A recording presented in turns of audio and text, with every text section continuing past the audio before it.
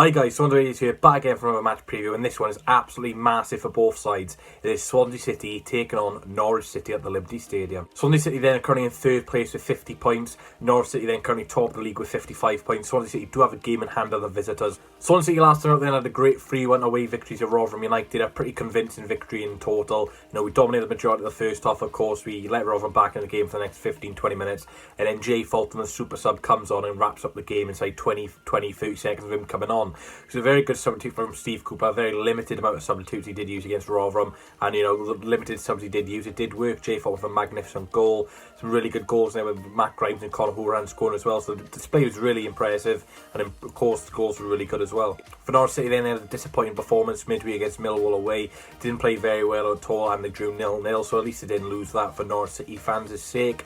They've not won in 3 games and not scored in 3 games, so Norwich City are on a little bit of a rut now, and they've got one very key player in this game which will go on later on in the video. So Norwich, they're on a bit of a poor run in them, and then the likes of Brentford, Swansea, Reading are really starting to catch up to them. So Norwich City have to be very careful. If they keep on dropping points, then I can't see them being first or second even much longer. They might go out to the automatics, and Norwich have been in the automatics all season basically, and now they're starting to have a bit of a poor run, and again through injuries, a few suspensions, and it's really poor times at the minute for Norwich City, and this game is absolutely huge for them. They need to get something out of this. Swans then are 9 games unbeaten, really good form for the Swans of late. We've only lost 1 game at home this season in total, which including that in the cup as well. Obviously we beat Nottingham Forest, so that'll probably change to 2 when we play Man City in a few weeks time. For Norwich City then, like I said, they've not scored or won in the last 3 games. Apart from that, if you exclude them 3 games, they were in really good form. I think the only loss they had in about 10 was against Watford. Obviously they had the new manager then. Of course, Swansea City beat Rotherham 3-1, and that was the first time the Swans scored 3 goals in the league match this season. It took us until late January to do it, but at least we have done it. Of course, we were unbeaten in January. I'm sure Norwich were unbeaten in January as well in the league, anyway. So both teams had decent Januaries. I think Swansea just popped Norwich to the better of the Januaries, and I'm sure both Steve Cooper and Daniel Farke will be nominated for January Manager of the Month. The 3 best players for Norwich City this season according to Football's average ratings. In third place, you got Todd Cantwell with a 7.14. In second place, you got Scottish centre-half Grant Hanley with a 7.19. And in first place, you got the Argentinian winger Emi Buendia with a 7.64. So he's very clear ahead of everybody in that Norwich City squad this season. Swansea City have 5 players unavailable for the game. Of course, Stephen Bender, Brian Cooper, Wayne Routledge and Liam Cullen all out injured. And unfortunately, Paul Areola has not been able to travel from America to Wales yet.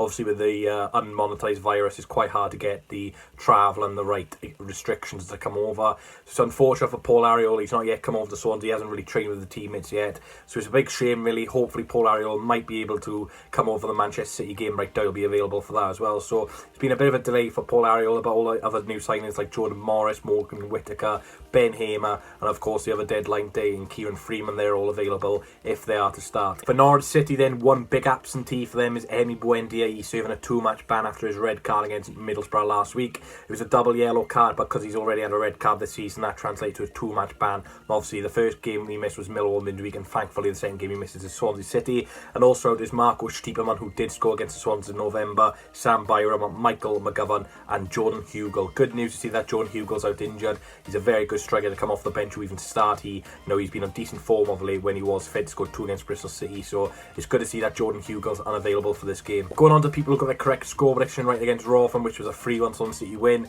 Congratulations to Abraham Degussy, Torbill, Declan Williams, James Marriott and Caitlin Hughes. Well done to all you 4 who got your score prediction right against Rotherham. I'm going to shout on Tuesday's match preview against Manchester City. Then make sure you get your score prediction right in this one, and then you'll be featured in a huge match preview on Tuesday night. But on to my lineup, I'm actually only going to make one change to the team which beat Rotherham 3-1. In goals, Freddie Woodman, back 5 of Connor Roberts, Ben Cabango, Ryan Bennett, Mark Wahey, Jake Bidwell. The midfield 2 of Matt Grimes, Conor Horan and Jay Fulton. Of course, I'm bringing in Jay Fulton there for Jan Danda. And up front, Andre Ayew and Jamal. I think that will happen. Maybe Corey Smith because he is available, but it's a bit harsh on Corey Smith to really bring him in when he hasn't been fit the last couple of weeks. I think Jay Fulton's got to come in to score. He's a defensive midfielder. Jan Danda didn't really have the best of games against Rotherham, but did get an assist. But I just think we need a defensive midfielder in this game to really halt Norwich City's attacking midfielders. Going on to my score prediction then. Do you know what? Let's be confident. Let's go for a 2-1 Swansea win. I'm probably going to be wrong, but let's be confident for once. So I'm going to go for Jamalo, Andre Ayew and Timu Pukki for Norwich City. Let me know down below what your score prediction is. Well, the kick-off time for this game then is 8:15 tomorrow night, so the watch-along will be starting at 8:05.